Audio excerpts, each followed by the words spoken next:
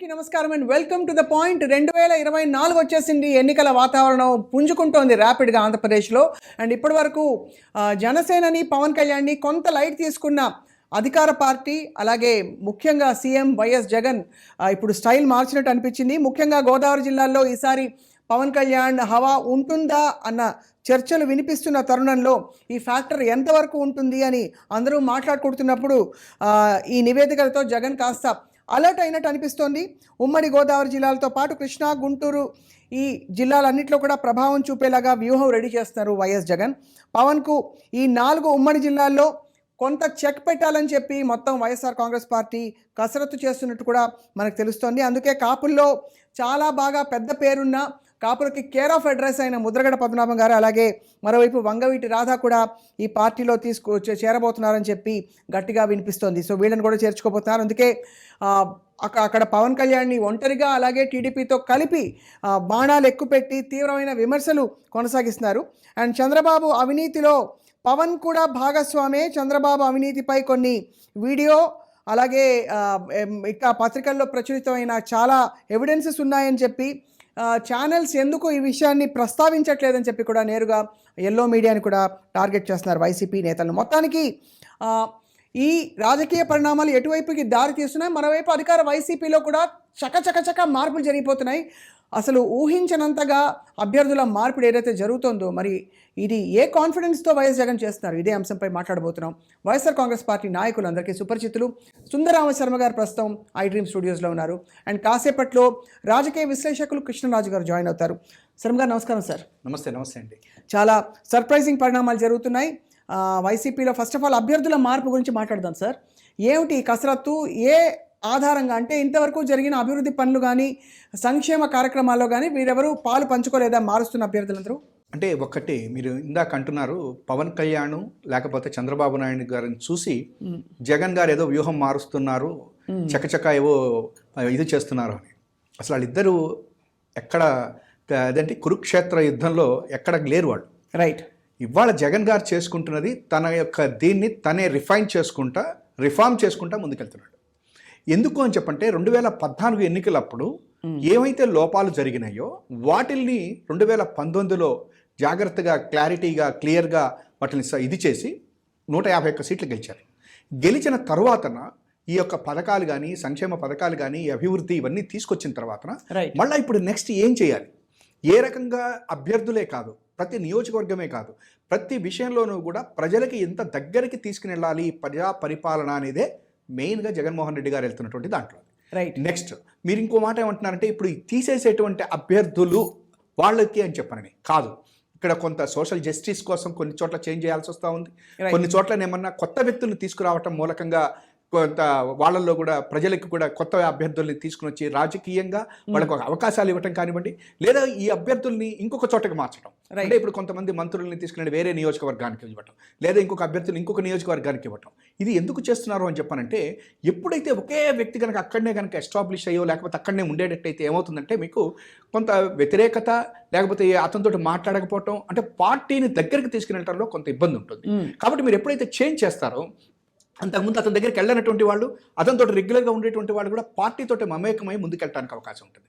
కాబట్టి 1 shot 2 birds అన్నట్టు ప్రభుత్వ పరిపాలనతో పాటు పార్టీని కూడా ఎదుగుదల చేసుకునేటట్టుగా ముందుకెళ్తున్నారు. రైట్. ఒక విషయం చెప్పండి సుందరరామశర్మ గారు, పబ్లిక్ పర్సెప్షన్ బిల్డ్ చేయడానికి ఎంతవరకు కృషి చేసింది మీ పార్టీ? ఎందుకంటే ఇప్పటివరకు అంటే పెద్ద ఢంకా బజాయించి ఏదో మేము ఇంత పూర్తి చేసామని అక్కడక్కడ మీ నాయకులు చెప్తున్నారు తప్ప ఎక్కడా ఒక భారీ ఇది జరగలేదు. అలాగే ఇప్పుడు ప్రస్తుతం ఎన్నికలు సమీపిస్తున్న ఈ సమయంలో ఈ మార్పులు చేయడం అనేది కొంత కన్ఫ్యూజింగ్ సిగ్నల్స్ ఇస్తుంది జనానికి. వారిని ఎలా కన్విన్స్ చేయబోతున్నారు? మీరు ఒక ఇదిలో మీరు అన్నది కరెక్ట్గా ఏంటంటే, జగన్మోహన్ రెడ్డి గారు 2011లో పార్టీ పెట్టిన తర్వాత ఆయన పార్లమెంటు మెంబర్గా గెలిచారు. గెలిచే రాజకీయ సంస్థాగతంగా పెద్దగా ఇదేమీ లేదు అక్కడ. 2014 ఎన్నికలకు కూడా ఆయన యొక్క కరిష్మాతోటే ముందుకెళ్లారే తప్ప యొక్క పార్టీ కింద సంస్థాగతంగా బ్రహ్మాండంగా మెంబర్షిప్ లేకపోతే ఇవి నాకున్నంత వరకు లేదు. కానీ 2019లో కూడా మళ్ళీ ఆయన ఏదైతే పాదయాత్ర చేశారో, పాదయాత్రతో ఏం చేశాడంటే కంప్లీట్గా పార్టీని ఎస్టాబ్లిష్ చేసేసాడు. అంటే ప్రతి చోట కూడా లీడర్షిప్ని బిల్డప్ చేసుకుంటూ వెళ్ళిపోయాడు. అంటే అక్కడికి వెళ్ళి మెంబర్షిప్లు చేసి ఇది ఒక పక్కనైతే, అది కాకుండా తను పాదయాత్ర చేసేటప్పుడే ఐడెంటిఫై చేసేసాడు ఎవరు కావాలి లీడర్స్, ఎవరు ఎట్లా వెళ్ళాలి, ఎవరు కావాలి అనేటువంటిది 2019లోనే ఒక రకంగా ఐడెంటిఫై చేసుకున్నాడు. దాంతో ఇప్పుడు మీకు వచ్చేసరికల్లా ఏం చేస్తున్నారంటే పార్టీ ప్రభుత్వం రెండు ఇప్పుడు సంయమనం చేసుకోవాలి. 2014లో ఆయన అధికారంలో లేడు కాబట్టి 2019 పాదయాత్ర పార్టీ పరంగా లేకపోతే రాజకీయంగా గెలవటం కోసం ఉపయోగపడింది. కానీ ఇప్పుడు వచ్చేసరికల్లా ఏం చేయాలి, ప్రభుత్వము పార్టీ రెండింటినీ కూడా సంయమనం చేసుకుంటూ 2 చక్రాలు అంటారు చూసారండి, పరిగెత్తించాలి. దానికి ఇవాళ రోజు నేను చేస్తున్నటువంటిది, ఇవాళ చంద్రబాబు నాయుడు గారి యొక్క 40 ఏళ్ల ఇండస్ట్రీలో నేను ఇదేదో మనం పొలిటికల్గా ఇవాళ ఏదో వైసీపీ అని కాదు అని ఎవరికి చిక్కట్ల. ఎందుకంటే ఈయన చేస్తున్నటువంటిది ఇవాళ ఇప్పుడు మార్చటం అనేటువంటిది చంద్రబాబు ఏం చేస్తున్నాడు, వెయిట్ చేస్తున్నాడు, ఎవరైనా తీసేస్తే వాడు నా దగ్గరికి వస్తారేమో. ఇంత దారుణమైనటువంటి రాజకీయ పరిస్థితుల్లోకి చంద్రబాబు గారిని నెట్టేసేయటం జరిగింది. ఇక పవన్ కళ్యాణ్ గారు అయితే వాళ్ళిద్దరూ తేరుకునేటప్పటికి ఎన్నికలు అయిపోతాయండి. మీరు ఇందాక అంటున్నారు వాళ్ళని చూసి ఏమి వ్యూహాలు ఏం లేవు. ఈయన వ్యూహం ఒకటే ఏంటంటే 175 గెలవటమే కాదు, 30 సంవత్సరాల పాటు తను ఈ రాష్ట్ర ముఖ్యమంత్రిగా ఉండాలి, కొనసాగాలనే ఒక కాన్ఫిడెన్స్ ఉందంటారు. 100%. ఇంకొకటి కూడా ఏంటంటే నేషనల్ లెవెల్లో తన యొక్క ఇదిని కనిపించాలి, తన యొక్క దాన్ని ఏమంటారండి, ఆయన యొక్క ప్రభావం కనిపించాలి అనేటువంటి దాంతో ముందుకెళ్తున్నాడు. రైట్, కృష్ణరాజు గారు జాయిన్ అవుతున్నారు, ప్రముఖ రాజకీయ విశ్లేషకులు. నమస్కారం సార్. నమస్తే అండి కృష్ణరాజు గారు. ఆబ్వియస్లీ అంటే ఇప్పుడు ఈ 2-3 రోజుల్లో జరిగిన చకచక మార్పులు ఏవైతే జరిగాయో, వైసీపీ అభ్యర్థుల లిస్ట్ వస్తున్న కొద్దీ చాలా ఆశ్చర్యానికి గురవుతున్నారు చాలా మంది విశ్లేషకులు. మీ అంచనా ఏమిటి సార్, ఎందువల్ల ఇన్ని మార్పులు జరుగుతున్నాయి అంటున్నారు? ఈ 2-3 రోజుల మార్పుల గురించి మనం మాట్లాడుతున్నాం కానీ దీనికి సంబంధించి గత ఏడాదిగా జరుగుతున్న కసరత్తు గురించి మనం చర్చించుకోవట్లేదండి. దాని గురించి మనం చర్చించుకోవాలి. ఎందుకంటే గత ఏడాది ఆయన 175 స్థానాలకు గాను 170 స్థానాలు గెలుచుకోవాలి అని చెబుతూ ప్రతి శాసన సభ్యుడిని కూడా మీరు గడప గడపకు తిరగండి అని చెప్పి ఒక 1.5 year నుంచి చెప్తున్నాడు అమ్మాయన. ఇప్పుడు కొత్తగా చెప్పడం కాదు. సాధారణంగా మన రాజకీయ నాయకులు లేదా ప్రజాప్రతినిధులు ఏం చేస్తారంటే ఎన్నికల సమయంలో మాత్రమే ప్రజలను కలుసుకోవటం, ఆ ప్రజల వీరిని ఏసరించుకోవడం జరుగుతూ వస్తుంది. అవును. ఎందుకంటే చాలా మంది మీరు మాకు ఆ పని చేయలేదు, ఈ పని చేయలేదు అని చెప్పి చెప్తున్నారు. లేకపోతే ఏమంటారంటే మీరు ఎన్నికల సమయంలో మాత్రం మీకు గుర్తుకొస్తామా అని ప్రజలు ప్రశ్నించేందుకు ఆస్కారం గతంలో ఉండేది. కానీ అటువంటి దానికి తావు లేకుండా జగన్మోహన్ రెడ్డి గారు తన శాసనసభ్యులందరినీ కూడా గడప గడపకు తిరగమని చెప్పి గత ఏడాదిన్నరగా కోరుతున్నారు. దీంట్లో కొంతమంది అలసత్వం వహించారు, కొంతమంది పనితీరు ఆయన ఆశించిన స్థాయిలో లేదు. రైట్. వీరికి సంబంధించి గత ఏడాదిగా జరుగుతున్న కసరత్తులో భాగంగా నాకున్న సమాచారం ప్రకారం అయితే ప్రతి శాసన సభ్యుడికి సంబంధించి దాదాపు 300 పేజీల రిపోర్టు ఉంది. దాంట్లో వారి సమర్థత, నైతికత, అలాగే ప్రజల్లో వారికి ఉన్న ఆదరణ, వారి నిర్లక్ష్యం, ఇవన్నీ కూడా దాంట్లో ఉన్నాయి. అయితే గతంలో రాజకీయాలకి ఇప్పుడు రాజకీయాలకి తేడా ఏమిటంటే, జగన్మోహన్ రెడ్డి చేసిన రాజకీయాల తేడా ఏంటంటే ఈయన కూడా సెంటిమెంట్ పాలిటిక్స్ కి తావివ్వటం లేదమ్మా, పెర్ఫార్మెన్స్ కే ఆయన తావిస్తున్నారు. సెంటిమెంట్ అంటే గతంలో గెలిచారు కాబట్టి ఇప్పుడు నేను గెలుస్తాను, మీరు నాకు ఎందుకు ఇవ్వలేదు అని చెప్పి ఎవరైనా అడిగినా గానీ దాన్ని ఆయన కన్సిడర్ చేయటం లేదు. ఆయన గత ఏడాదే పార్టీ ఇంటర్నల్ సమీక్షలు, పార్టీ అంతర్గత సమీక్షల్లో చాలా స్పష్టంగా చెప్పారు, మీరు బాధపడద్దు, నేను మీకు టికెట్ ఇవ్వలేదని చెప్పి. ఒకవేళ మీరు టికెట్ ఇవ్వలేదని చెప్పి మీ బాధ మీకుంటే మీరు పార్టీ నుంచి వెళ్ళిపోండి, నాకు అభ్యంతరం లేదు అని చెప్పి ధైర్యంగా చెప్పిన ఏకైక నాయకుడు నిజంగా చెప్పాలంటే జగన్మోహన్ రెడ్డి గారు. అదే అంటే ఆ ధైర్యానికి అంటే మూలం ఏమిటి, ఆ ధైర్యానికి కాన్ఫిడెన్స్కి ఏమిటి బేసిస్ అని చాలామంది, అంటే ఆయన చేసిన మంచి పనులతో పాటు ఏ నాయకుడికైనా కొంత అఫ్కోర్స్ ఎన్నికల్లో గెలిపే పరమావధిగా అది ప్రయత్నించడం అన్నది చాలా సర్వసాధారణం. కానీ ఈసారి మీరు నచ్చకపోతే వెళ్ళిపోండి, మీరు నచ్చితేనే ఓటేయండి అని చెప్పే ఆ స్టైల్ ఏదైతే ఉందో దానికి బేసిస్ ఏమిటని మాట్లాడుకుంటున్నాం సార్. ఇప్పుడు మీకు 151 మందిలో సుమారుగా 50 మంది స్థానాలు మారుస్తున్నారు మంది. దాంట్లో కొంతమందికి సీట్లు ఇవ్వకపోవచ్చు. అదే మీకు 1/3 మాత్రమే మీకు కొంత రిషబుల్ జరుగుతూ ఉంది. అవును. అయితే దీనికి సంబంధించి కూడా ఆయనకున్న కాన్ఫిడెన్స్ కన్నా కూడా ఆయనకున్న రిపోర్ట్స్ ఏమో అది వీరు ఈ శాసన సభ్యుల పనితీరు బాగా ఉంటే బహుశా అసలు వారిని ఆయన టచ్ చేసే అవకాశం ఉండదు మిగతా 100 మంది లాగా. అంటే వీరి పనితీరు బాగా లేదు. ఇంటర్నల్ గా కూడా కొంతమంది గ్రూపులు ప్రోత్సహించడం కావచ్చు, లేకపోతే ఇతరత్ర అంశాలలో కూడా వారు నిమగ్నమై ఉన్నారు. పార్టీ వ్యతిరేక కార్యకలాపాలకు వాళ్ళు పాల్పడ్డారు. మీకు నెల్లూరు జిల్లాలో అనేక మంది తన సామాజిక వర్గం అంటే రెడ్డి సామాజిక వర్గ నాయకులే వారే బయటకు వెళ్ళిపోయారు అంతే, వేరే గత్యంతరం లేకుండా. అంటే ఇక్కడ ఆయన క్యాస్ట్ కూడా చూడలేదు, ఇక్కడ క్యాస్ట్ చూడలేదు, సెంటిమెంట్ చూడలేదు. అయితే ఇక్కడ ఆయనకున్న నమ్మకం ఏమిటంటే ఆయన ఇప్పటి వరకు చేస్తున్న ప్రజా సంక్షేమం అలాగే అభివృద్ధి కార్యక్రమాలు ఈ రెండు తనను గెలిపిస్తాయనే భావనతో పాటు ఇటువంటి నేపథ్యంలో తనకు సపోర్ట్ గా ఉండి తన తన తన ఆశయాలు లేకపోతే ఆలోచనలకు అనుగుణంగా నడుచుకునే శాసనసభ్యులు ఉంటే బాగుంటుందని చెప్పి ఆయన భావించారు. అలా కాకుండా ఆయన ఈ పాత వారితోనే అంటే ఇట్లాగా ప్రజల ఆమోదం పొందలేని వారిని కూడా ఈసారి మళ్ళీ టికెట్లు ఇచ్చి వారు ఓడిపోతే ఆ ఓటమి అనేది మొత్తం పార్టీకే నష్టం కలుగుతుందనే భయం కూడా ఆయనకు ఉండి ఉంటుంది. ఇంకో విషయం చెప్తాను మీకు, సాధారణ ఆయన ఇప్పుడున్న అనుసరిస్తున్న విధానం మీకు కార్పొరేట్ ఎడ్యుకేషనల్ సిస్టమ్ లో మీకు అవును ఎలా అయితే ఫలితాలు చెప్పంటారన్నమాట. అంటే 100% ఫలితాలు ఎలా వస్తాయి? ఫస్ట్ వాళ్ళందరూ ఏం చేస్తారంటే అందరినీ జాయిన్ చేసుకుంటారు. చేసుకున్న తర్వాత క్రమంగా ఏ విద్యార్థి అదే అర్థమైంది బి లెవెల్లో ఉంది సి లెవెల్లో ఉందని చెప్పి గమనించిన తర్వాత ఈ ఏ లెవెల్లో ఉండవలసిన వాళ్ళ నుంచి మిగతా వాళ్ళని బి లెవెల్లో పెడతారు, కొంతమంది సి లెవెల్లో పెడతారు, కొంతమంది డి లెవెల్లో పెడతారు. వారి పనితీరును బేస్ చేసుకొని ఆయన కూడా ఒక కార్పొరేట్ పాలిటిక్స్ విధానం అనుసరిస్తున్నట్టుగా ఉంది. ఇది చాలా కీలక పాయింట్. అంటే ఇమోషనల్ పాలిటిక్స్ నుంచి కార్పొరేట్ అండ్ ప్రొఫెషనల్ పాలిటిక్స్, అంటే జనానికి మేము సేవ చేయడానికి ఇది ఆల్మోస్ట్ ఒక ఉద్యోగం. అంటే ఇది తప్పకుండా అంటే ఇది ఏదో ఇదివరకు రకరకాల పేర్లు పెట్టేవాళ్ళం దానికి.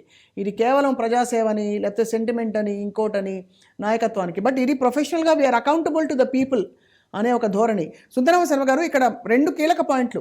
ప్రతిపక్షాల పొత్తులు ఎలా ఉండబోతున్నాయి, రెండోది ఇప్పుడు తాజాగా మనకు వినిపిస్తున్న డెవలప్మెంట్ షర్మిలని ఏపీ రాజకీయాల్లోకి దించడం అన్నది, అది ఆ పరిణామాన్ని ఎలా చూస్తున్నారు సుందరరామ శర్మ గారు?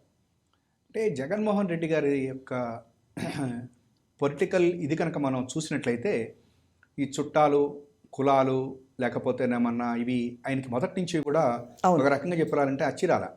ఎందుకంటే కాంగ్రెస్ పార్టీలో ఉన్నారు, వాళ్ళ నాన్నగారు తీసుకొచ్చినటువంటి ఏ ఒక్కరైనా కూడా ఆయనతో పాటు నిలబడ్డారా? జనరల్గా నా స్నేహితుడికి లేకుండా నా స్నేహితుడి కొడుకు ఇబ్బంది వస్తే నేను తప్పనిసరిగా వెళ్ళి నిలబడతా, అంతేగాని నా స్వార్థం నేను చూసుకోను. కానీ పాపం ఆ రోజున జగన్మోహన్ రెడ్డి గారు బయటికి వచ్చి పార్లమెంట్కి పోటీ చేస్తుంటే వాళ్ళ అమ్మగారిని పులివెందుల్లో నిలబెడితే ఆ రోజున రాజశేఖర రెడ్డి గారి దగ్గర ఉన్నటువంటి లేదా ఆయన ద్వారా పైకి వచ్చినటువంటి ఏ వ్యక్తి కూడా ఆయన పక్కన నిలబడలా. అయినా కానీ ఆయన ముందుకు వెళ్ళిపోయాడు. నేను మాట ఇచ్చాను, నల్ల చెరువు గుట్ట దగ్గర నేను మాట ఇచ్చాను, దానికోసం నిలబడతాను అన్నాడు. డిసైడ్ అయిపోయాడు, వీళ్ళెవరు నా ఎంబట రారు, నేను ఒక్కడే ముందుకెళ్ళాలి అనుకున్నాడు, వెళ్ళిపోయాడు, గెలిచేశాడు.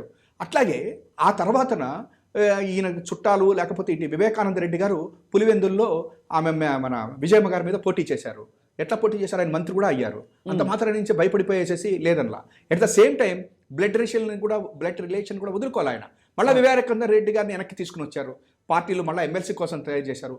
దురదృష్టవశాత్తు ఏదో మొత్తం మీద చంద్రబాబు యొక్క దీంతో ఆయన ఓడిపోయాడు, అది వేరే విషయం. కానీ తన బ్లడ్ రిలేషన్ ఏదైతే ఉందో దాన్ని వదులుకోవాలి. ఎట్ ద సేమ్ టైం ఆ బ్లడ్ రిలేషన్ వాళ్ళు బయటికి వెళ్ళి తనకి వ్యతిరేకంగా వెళ్ళినప్పుడు కూడా వాళ్ళని ఏం మాట్లాడాల. కానీ విజయం మాత్రం జగన్ గారిని వరించింది. అది కాబట్టి ఇవాళ రోజున షర్మిల గారిని మనం తక్కువ చేయక్కలేదు, ఏం చేయక్కలేదు. కానీ జగన్ అనేటువంటి గన్ బుల్లెట్లో వచ్చేటప్పుడు ఇవేవ్వరు ఆగరు. కులం ఆగదు, మతం ఆగదు, రిలేషన్షిప్లు ఆగదు, ఎవరు ఆగరు. తన వెంట వచ్చేవారే తనవారు, వెంట రానివారు అంటరానివారు. రైట్ కృష్ణరాజు గారు, అంటే ఇది విశ్లేషకుల కోణం నుంచి జగన్మోహన్ రెడ్డి గారు ఎంతైనా అంటే కుటుంబాన్ని వదులుకోకుండానే రాజకీయంగా అంటే వాళ్ళకి ఇవ్వాల్సిన ప్రాధాన్యత ఇస్తూనే అట్ ద సేమ్ టైం ఇలాంటి పరిణామాలు జరిగినప్పుడు ఎప్పుడు కూడా ఆయన చెల్లించకుండా ముందుకెళ్ళిన పరిస్థితులు చూసాం గతంలో. ఈసారి అంటే సొంత తోబుట్టు ఇప్పుడు రాజకీయాల్లోకి రాబోతున్నారు అని తెలిసి ఏ విధంగా ఉండబోతుంది సార్ ముందు ఏపీ ఆంధ్రప్రదేశ్లో రాజకీయ పరిస్థితి? స్వప్న గారు, బహుశా మీరు కూడా గతంలో షర్మిల గారిని ఇంటర్వ్యూ చేసి ఉండే ఉంటారు. అవును సార్, చేశాను. అవును, చేస్తారు. ఆవిడ గురించి ఆ కుటుంబ సన్నిహితుల నుంచి నాకున్న సమాచారం ఏమిటంటే జగన్మోహన్ రెడ్డి గారు ఆవిడకి ఎక్కడా కూడా ఎటువంటి అన్యాయం చెయ్యలేదు, ఎక్కడా ఒత్తిడి తేయలేదు.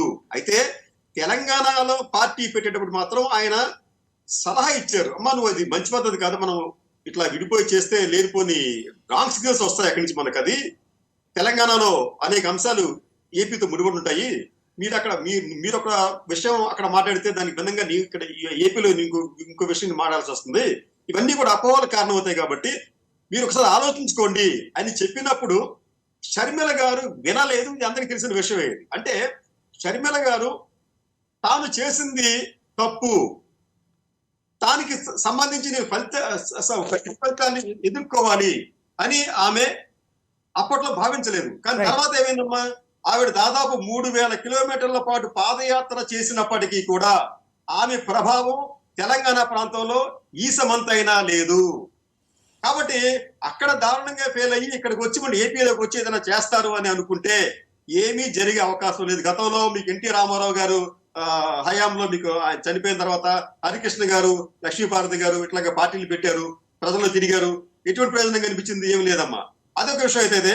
రెండోది, ఆస్తులకు సంబంధించి కూడా నాకున్న సమాచారం ఏంటంటే దాదాపు 5,000 కోట్ల రూపాయల విలువైన ఆస్తులు ఆవిడ పేరున ఉంచారు. అంటే రిజిస్ట్రేషన్ ప్రాసెస్ కాలేదు, ఎందుకంటే చాలా ఆస్తులు ఈడీ అటాచ్మెంట్లు ఉన్నాయి కాబట్టి వాటిని వారికే కేటాయించారు. కుటుంబ సభ్యుల సమక్షంలో దాదాపు 5,000 కోట్ల రూపాయలు విలువైన ఆస్తులు ఉన్నాయి మా వారి పేరున. అయితే అక్కడ జరిగింది ఏమిటంటే ఈ ఆస్తులను అమ్ముకోవడానికి అవకాశం లేకుండా చేశారు తన అన్న అనే ఒక అపోహ అనేది వారిలో కూడా ఉంది. ఈ జగన్మోహన్ రెడ్డి గారి అభిప్రాయం ఏంటంటే ఈవిడికి ఆస్తులు ఉంటే అక్కడ ఎన్నికల్లో విచ్చలవిడిగా ఖర్చు పెడితే దాదాపు 1,000 కోట్ల 2,000 కోట్ల రూపాయలు నష్టపోయే ప్రమాదం ఉంటుందని చెప్పి ఆయన సోదరుడిగా అన్నగా ఆయన ఇచ్చిన సలహా.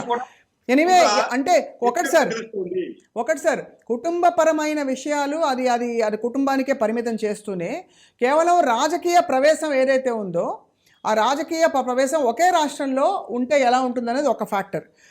మరొక చాలా కీలకమైన ఫ్యాక్టర్ ప్రతిపక్షాల పొత్తులు ఎలా ఉండబోతున్నాయని చెప్పి. సార్ కృష్ణరాజు గారు చెప్పండి సార్. మీకు చెప్పాను కదా ఇందాక, ఎన్టీ రామారావు గారి రక్త సంబంధీకులు హరికృష్ణ వచ్చి పార్టీ పెట్టాడు. ఆయన తర్వాత వారిని వరించిన లక్ష్మీపార్వతి గారు పార్టీ పెట్టారు. వారు సాధించింది ఏముంది? ఏమి లేదమ్మా. రెండోది అంటే కాంగ్రెస్ పార్టీ, ఆవిడ ఏదో కాంగ్రెస్ పార్టీకి ఇది గతంలో ఈ కుటుంబానికి ఎవరైతే హాని చేశారో సోనియా గాంధీ గారు కావచ్చు, లేకపోతే ఇతర నాయకులు కావచ్చు, వారి దగ్గరికి వెళ్ళటం, వాళ్ళ ఆహ్వానం మేరకు వారు చెప్పింది వినటం, మళ్ళీ వారి సలహాలు సూచనల మేరకు ఆంధ్రప్రదేశ్ లో పార్టీ నాయకత్వాన్ని స్వీకరించడం అనేది కూడా మరొక చారిత్రక తప్పదవుతుంది షర్మిల గారిది. ఎందుకంటే అసలు ఇక్కడ కాంగ్రెస్ పార్టీకి దిక్కు లేదమ్మా. ఇక్కడ గతంలో జరిగిన ఎన్నికల్లో వారికి 100 కన్నా తక్కువ ఓట్లు వచ్చాయి. నేను గౌరవం అడుగుతాను ఎవరన్నా ఈ రోజు కాంగ్రెస్ పార్టీకి ఆంధ్రప్రదేశ్ శాఖ అధ్యక్షుడు ఎవరంటే వెంటనే చెప్పలేరు, మీరు కూడా చెప్పలేరు. అంటే ఇది జగన్మోహన్ రెడ్డి గారు కూడా స్వయంగా కామెంట్ చేశారు. సుందరం శ్యామ్ గారు మీరు చెప్పాలి, ఎందుకంటే జగన్మోహన్ రెడ్డి గారు కూడా ఈ మధ్య కాలంలో కామెంట్ చేసినట్టున్నారు, కాంగ్రెస్ పార్టీ కుటుంబాన్ని చీల్చి రాజకీయాలు చేస్తోందని చెప్పి.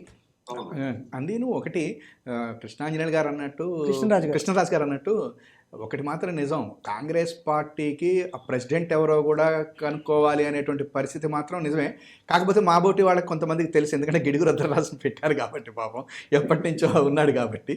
కానీ ఒకటి మాత్రం నిజం ఏంటంటే ఇవాళ మీరు షర్మిల గారి యొక్క ప్రభావం ఏదైతే అంటున్నారో అది రాష్ట్రం మీద కాంగ్రెస్ పార్టీకి ఏంటి అంటే, కాంగ్రెస్ పార్టీ ఆమెను తీసుకుని రావటం మూలకంగా లేదా ఆమెకి రేపు పొద్దున ఒక రాజ్యసభ సీటు ఇవ్వటం మూలకంగా కొంత కాంగ్రెస్ బతికున్నది, లేకపోతే ఇప్పుడు అసలు దాన్ని ఏమంటారంటే వెంటిలేటర్ మీదకి తీసుకుని రాచేటువంటి అవకాశాలు ఉంటాయే తప్ప ఇది వచ్చేసేసి జగన్ గారి యొక్క దీని మీద ప్రభావం చూపం.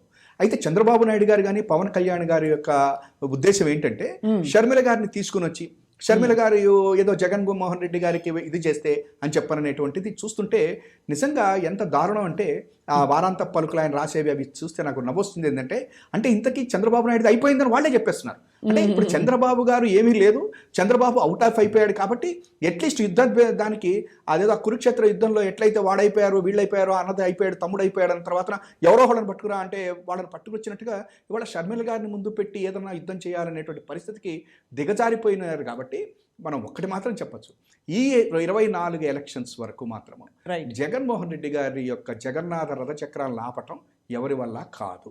రైట్, చాలా కీలకమైన మూడో పాయింట్ సార్ ఇవాళ మాట్లాడుతున్నది. ఒకటి సొంత పార్టీలో జరుగుతున్న మార్పులు, రెండోది సోదరి షర్మిల అలాగే కాంగ్రెస్ పార్టీ ప్రవేశం ఆంధ్రప్రదేశ్ రాజకీయాల్లోకి.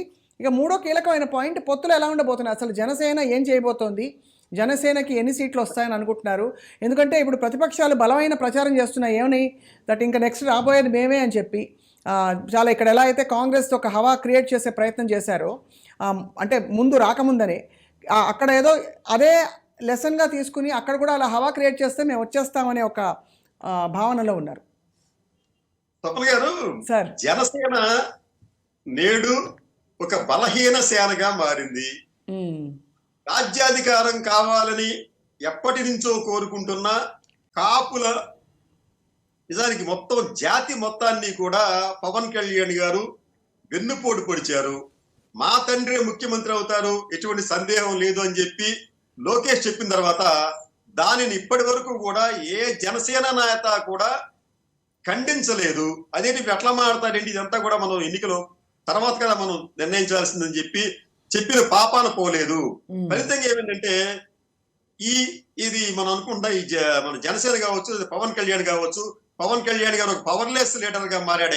ఆయన ప్రభావం అనేది నిజానికి ఏంటంటే గతంలో తక్కువగా ఉంది, ఇప్పుడు మరింత తక్కువగా పడిపోయే ప్రమాదం ఉంది. ఎందుకంటే కాపులు కూడా ఈ రోజున పవన్ కళ్యాణ్ గారిని నమ్మటం లేదు. ఇక్కడ మీకు క్వశ్చన్ చెప్తానమ్మా. నిజానికి ఆంధ్రప్రదేశ్ లో కాపులు దాదాపు 18 నుంచి 20% ఉన్నారు, అంటే 18 అని అనుకుంటాం మనం. అయితే ఈ కాపుల్లో నిజానికి 4 వర్గాలుగా వారు విడిపోయారమ్మా. ఒక కాపు వర్గం తెలుగుదేశం పార్టీకి అనుబంధంగా ఉన్న కాపు వర్గం, మరొకటి వైసీపీకి అనుబంధంగా ఉన్న కాపు వర్గం. ఈ 2 కాపు వర్గాలకు సంబంధించి వారిద్దరూ కూడా ఆయా పార్టీలకు చాలా లాయల్ గా ఉన్నారు. అంటే ఫిదాయిన్స్ లాగా అవసరం వస్తే దేనికైనా తగ్గిస్తా ఉన్నట్టుగా ఈ 2 పార్టీకి చెందిన కాపు నాయకులు ఆ పార్టీలకు ఎఫిలియేట్ అయ్యారు. కాబట్టి వాళ్ళు మారరు. ఇక 3వ వర్గం పవన్ కళ్యాణ్ గారికి సంబంధించిన కాపులు. అయితే దీంట్లో ఎవరో కూడా అర్ధబలం అంగబలం ఉన్న కాపు నాయకులు లేరు. లేకపోగా ఇక్కడ వచ్చిన ఇబ్బంది ఏంటంటే పవన్ కళ్యాణ్ గారికి వారు అనుకుంది ఏంటంటే వచ్చే ఎన్నికల్లో మనం కనీసం ఈయన ముఖ్యమంత్రిగా ప్రొజెక్ట్ చేసుకుంటే కాపు ఔన్నత్యం పెరుగుతుంది, జాతి ఔన్నత్యం పెరుగుతుంది, మనం ఏదైనా చేయొచ్చు అని చెప్పి వీళ్ళంతా ఆశించారు కాపులు, పవన్ కళ్యాణ్ వెంట ఉన్న కాపు నాయకులు ఉంటారు. కానీ లోకేష్ గారు ప్రకటన చేసిన తర్వాత ఈ 3వ వర్గం కాపుల్లో కూడా విభేదాలు వచ్చినాయి. కొంతమంది బయటకు వచ్చారు, కొంతమంది లోపల వ్యక్తం చేస్తున్నారు. బయటకు వస్తున్నారు. అవును. 4వ వర్గం కాపులు ఎవరంటే మాకు నిజంగా రాజ్యాధికారం కావాలి అని కోరుకునే సామాన్య కాపులు, జనానికి సంబంధించిన కాపులు. అయితే వీరి మధ్యన ఐక్యత లేకపోవటం ఇదంతా చూస్తూ ఉంటే ఈ రోజున కాపు ఓటు బ్యాంకును పవన్ కళ్యాణ్ చాలా దారుణంగా ధ్వంసం చేశారు. కాపులు దిక్కుతోచని ఒక అయోమయ స్థితిలోకి నెట్టివేయబడ్డారు. కాపులు తిరిగి మరోసారి అవమానం పాలు చేయడానికి పవన్ కళ్యాణ్ కారణమయ్యారు. ఎందుకంటే లోకేష్ గారు ఎప్పుడైతే ఆ ప్రకటన చేశారో దాన్ని ఖండించకపోవడం అనేది వారు చేసిన ఒక పెద్ద తప్పిదం. ఫలితంగా ఏంటంటే పవన్ కళ్యాణ్ గారు కేవలం తెలుగుదేశం పార్టీ కోసం పనిచేస్తున్నారని చెప్పి ప్రజలు భావించినప్పుడు ఆ పార్టీని ఈ పార్టీని అంటే ఓటు బ్యాంకు ఏ సమర్థమైన ఎత్తైనా గానీ పెరగదు. మనకి సంస్కృతం పాఠందమ్మా, తక్షకేంద్రాయ స్వాహ అని చెప్పి. అంటే దాని అర్థం ఏంటంటే తక్షకుడు అనే ఒక నాగుపాము కాపాడుకోవడానికి ఈ యజ్ఞ యాగాదుల నుంచి ఇంద్రుడి సింహాసనం చుట్టుకుంటే అది గమనించిన ఈ యజ్ఞం చేసేవాళ్ళు ఒక మాట ఉంటారు, తక్షకేంద్రాయ స్వాహ, అంటే తక్షకుడు ఇంద్రుడు కూడా వచ్చి ఈ హోమంలో పడిపోవాలని చెప్పి. అలాగే ఈ ప్రజలు జరుపుతున్న ఈ హోమంలో వారిద్దరూ కూడా సమిధులయ్యే ప్రమాదం ఉంటుంది తప్ప వారికి వచ్చే లాభం అయితే మాత్రం ఇక్కడ ఒక్క నిమిషం సిద్ధరామ శర్మ గారు, అంటే మీ కామెంట్ ఏంటి సార్? అంటే చాలా అంటే భారీగా ఒక వారాహి యాత్ర చేసి తీవ్రమైన విమర్శలు చేసి ఆల్మోస్ట్ స్పీచ్లో రోజుకు ఒక పంచ్ డైలాగ్ చెప్పుకుంటూ వెళ్ళిన పవన్ కళ్యాణ్ గారు ఇప్పుడు లేటెస్ట్గా మొన్న లోకేష్ గారి ఆయన యాత్ర ముగిసిన తర్వాత ఆయన ఇచ్చిన 2-3 ఇంటర్వ్యూలు కూడా చూశారు మీరు. ఏదో చాలా ధీమా వ్యక్తం చేస్తున్నారు, మేము కలిసి వస్తాము, ఇలా గెలుస్తామని. మరి బీజేపీ మాట ఏమిటి?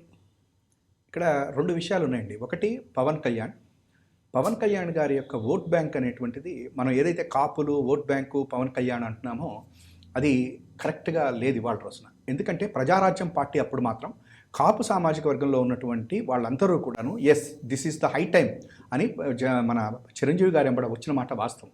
అయితే ఆ రోజున 2 పొట్టేళ్ల మధ్య ఎప్పుడైతే చిరంజీవి గారు వచ్చారో కొన్ని ఇబ్బందులు, ఇదే తెలుగుదేశం పార్టీకి సంబంధించిన వాళ్ళు, ఇదే పచ్చ మీడియా ఆ రోజు చిరంజీవి గారి మీద విపరీతమైనటువంటి ఆరోపణలు చేసి డబ్బులకి టిక్కెట్లు అమ్ముకుంటున్నారని చెప్పనని, లేకపోతే చిరంజీవి గారిని ఇష్టం వచ్చినట్టుగా ఇచ్చేసి ఆయన ఫెయిల్ చేయడానికి కారణమయ్యారు.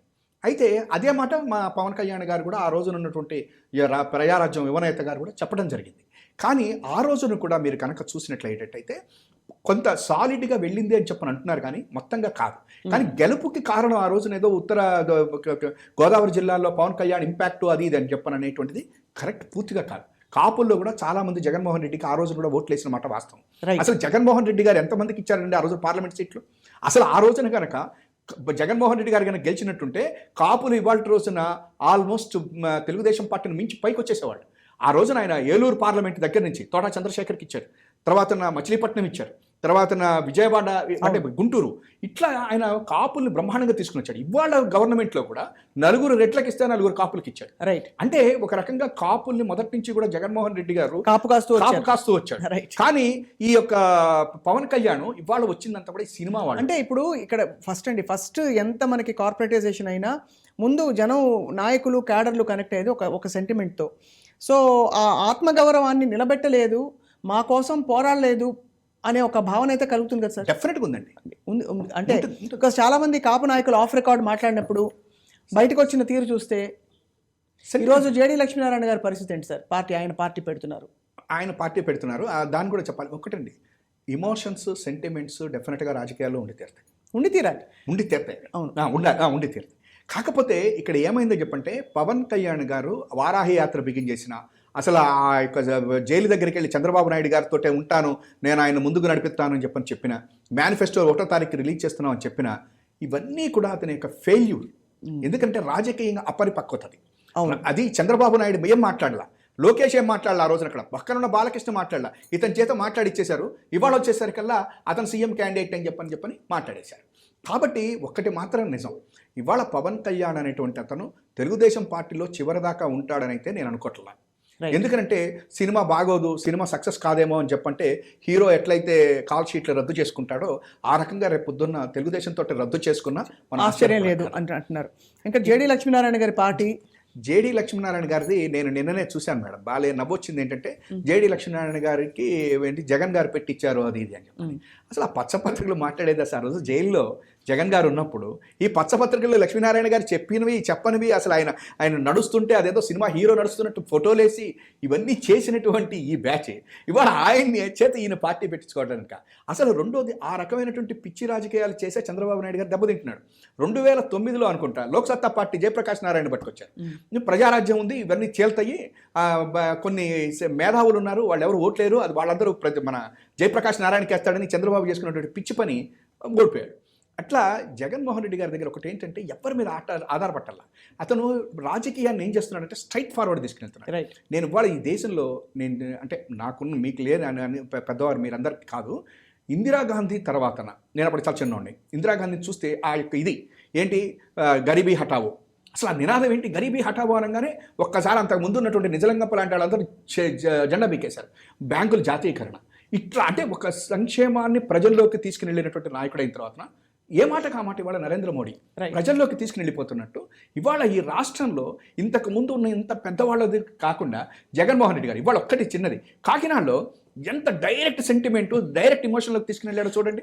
నేను పింఛన్లు 3,000 రూపాయలు ఇస్తున్నాను, ఇంతకుముందు చంద్రబాబు ఎందుకు ఇవ్వలేకపోయాడు అంటే 40 ఏళ్ల ఇండస్ట్రీ, 14 సంవత్సరాల ముఖ్యమంత్రి ఏమి ఇచ్చాడు అనేటువంటిది ఒక్కసారి నాకు ఆలోచనలోకి వచ్చాను కదా. కానీ మీరు రోడ్లు వేయలేదు, మీరు ఇండస్ట్రీలు తీసుకురాలేదు, మీరు అభివృద్ధి చేయలేదు.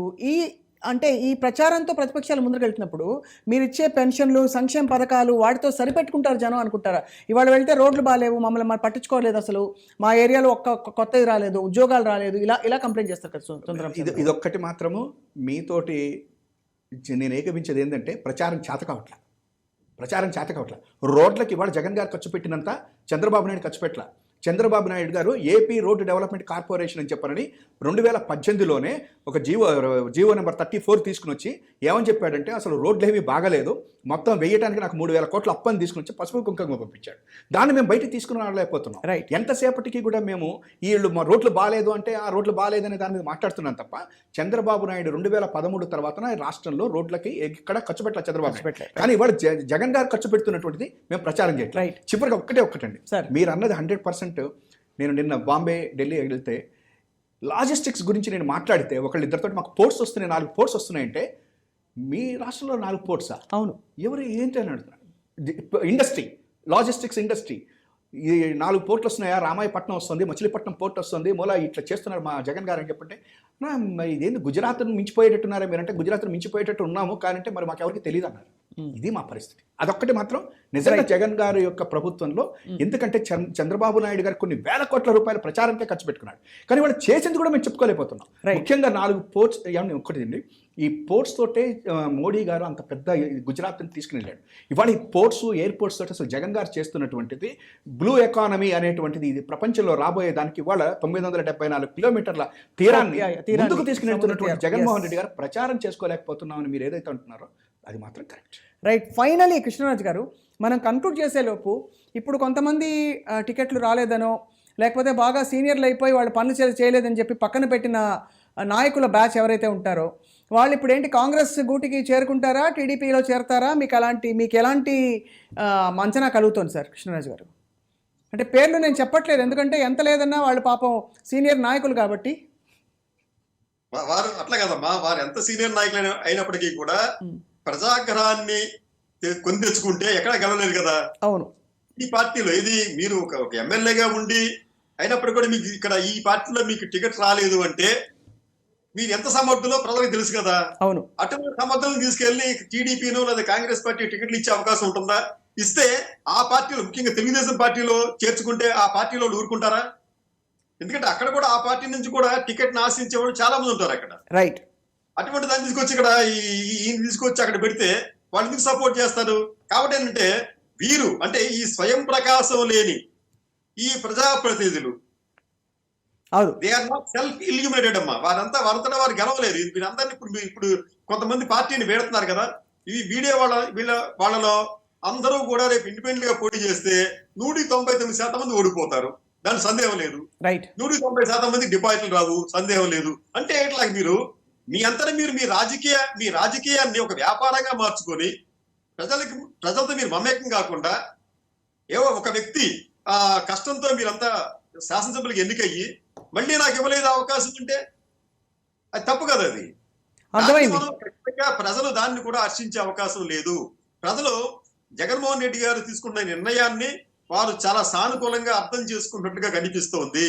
అంతే తప్ప ఒకే కుటుంబం లేదా ఒకే వ్యక్తి 14 సార్లు ఎన్నిక కావాలి అని ఏమి చేయకూడదు, ఒకసారి కూడా వచ్చి ప్రజలకు చూపించకూడదు అనే ఒక రాజకీయం అనేది ఏదైతే ఉందో రాజకీయం, భిన్నమైన రాజకీయం ఈ రోజున జగన్మోహన్ రెడ్డి గారు చేస్తున్నారు. కాబట్టి మనం ఖచ్చితంగా దీన్ని ఆహ్వానించాలి. Right sir. రైట్. కృష్ణరాజు గారు, సుందరరామ శర్మ గారు, చాలా కూలంకషంగా మాట్లాడుకున్నాం. మొత్తానికి ఈ 2-3 విషయాలలో చాలా ఆచితూచి వ్యవహరిస్తున్నారు. అంటే ముఖ్యమంత్రి వైఎస్ జగన్ అండం కంటే కూడా ఇక్కడ మీ పార్టీ అధినేత, ఎందుకంటే రాజకీయంగా ఆయన ముందరకెడుతున్న పద్ధతి చూస్తే అభ్యర్థులు సరిగ్గా పనిచేయని వాళ్ళని మార్చడం లేదు, నియోజకవర్గాలు మార్చడం లేదు, తీసేయడం ఏదో ఒకటి.